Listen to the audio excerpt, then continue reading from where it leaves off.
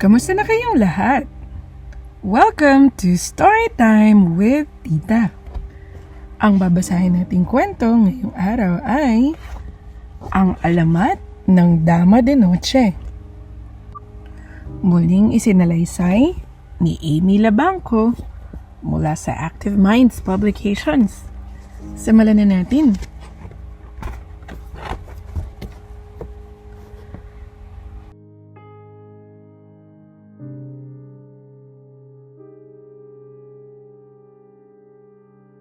Noong unang panahon, may isang maharlika na mahilig kumain at maglasing kasama ng kanyang mga barkada.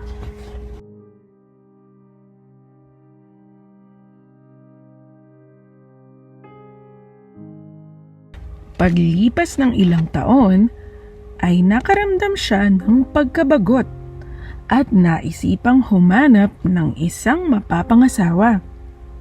Nais niya ay isang dilag na kakaiba sa lahat ng kanyang mga kakilala.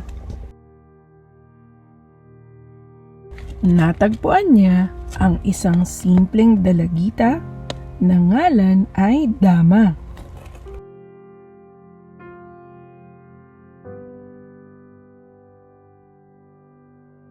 Ikinasal sila at kontentong namuhay ang maharlika. Minahal at inaruga siya ni Dama. Kinalaunan ay naging mainipin muli ang maharlika. Binilikan niya ang dating buhay at muling nag-iinom hanggang umaga kasama ang kanyang barkada.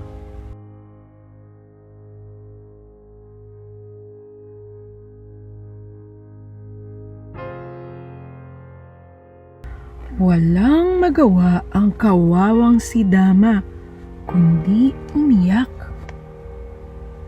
Pagmamahal at pagsisilbi lamang ang kaya kong ibigay sa aking asawa. Ngayon ay nagsawa na siya sa akin. Sambit niya sa sarili. Tumingin siya sa langit at nagwika, Diyos ko, dalangin ko po ay isang karisma upang ang aking asawa ay umuwing muli at hindi na kailanman aalis sa aking tabi.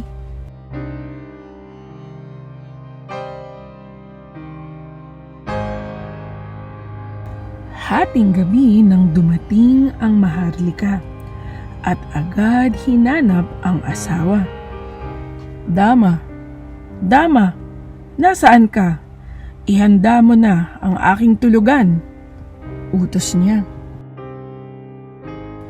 Nang di mahanap ang asawa, ay pagod at galit siyang nagtungo sa kanilang kwarto. Pagpasok ay mahalimuyak at mabangong amoy ang sumalubong sa kanya. Isang kakaibang bango na ngayon lang niya naranasan.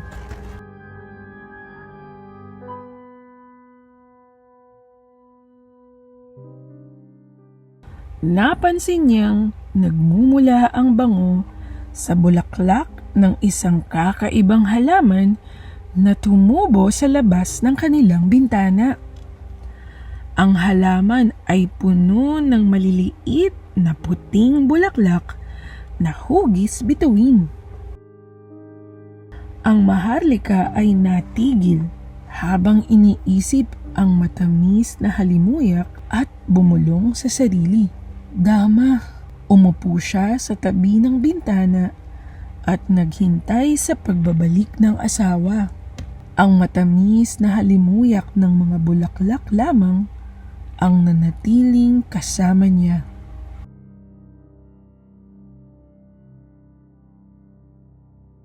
Ang dilag ng gabi o Dama de Noche ay namumukadkad tuwing gabi, kasabay ang mahalimuyak na amoy. Dahilan upang di na naisin pa ng maharlika na lisanin ang tabi nito magpakailanman.